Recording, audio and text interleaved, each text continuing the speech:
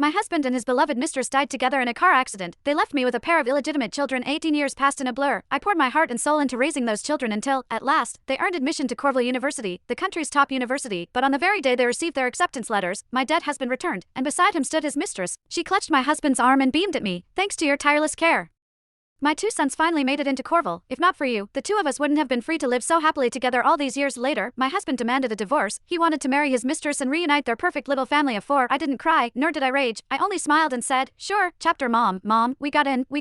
I was in the kitchen preparing dinner when the excited shouts of my sons echoed from the study. Mom, we both got into Cornell. The two of them rushed out, throwing their arms around me in unison. I looked up at my boys, now towering over me by a head, and my heart swelled with pride. You two are incredible. You'll always be mommy's pride and joy. My husband had been gone for many years. As a single mother, I had raised the boys on my own for 18 long years, and now, seeing them admitted into one of the nation's top universities, I could hardly put my joy into words. Back then, my husband and his mistress, Janie Winston, had died together in a car crash, leaving behind twin boys. Against the protests and scorn of everyone around me, I insisted on raising the illegitimate children of my husband and his mistress as my own. In the blink of an eye, 18 years had passed. The boys had grown tall and strong, and under my relentless care and devotion, they had both secured places at Cornell University. Now, seeing the fruits of all those years of effort, I couldn't be prouder. Mom, we owe it all to you for raising us so tirelessly all these years. Yeah, Mom, without your patient guidance, we'd never have made it this far. The twins had always been filial and considerate. They knew how much I had sacrificed for them, and often promised that once they graduated and found good jobs, they would ensure I lived out my old age in comfort. Their words filled me with warmth, and then I remembered, 2 days from now would be their birthday. In previous years, I had always booked a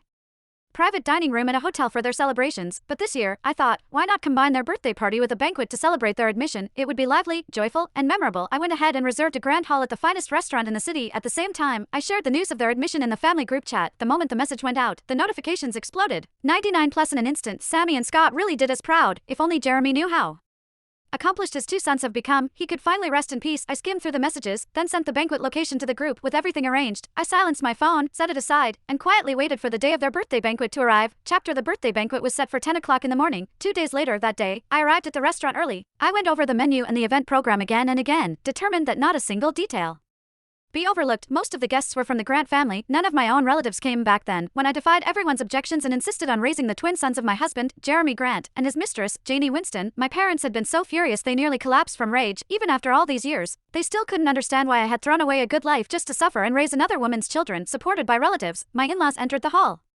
They went straight to the main seats and sat down. My husband's elder brother and younger sister, along with their families, filled the seats at either side. The main table was set for 8, surrounded by relatives. My two sons were pressed close on either side, leaving no place at all for me. Allison, what are you standing there for? Serve Mom and Dad some tea. Lillian picked up a handful of chips and shot me a glance. She was my husband's younger sister. Her own marriage had been miserable, abused by her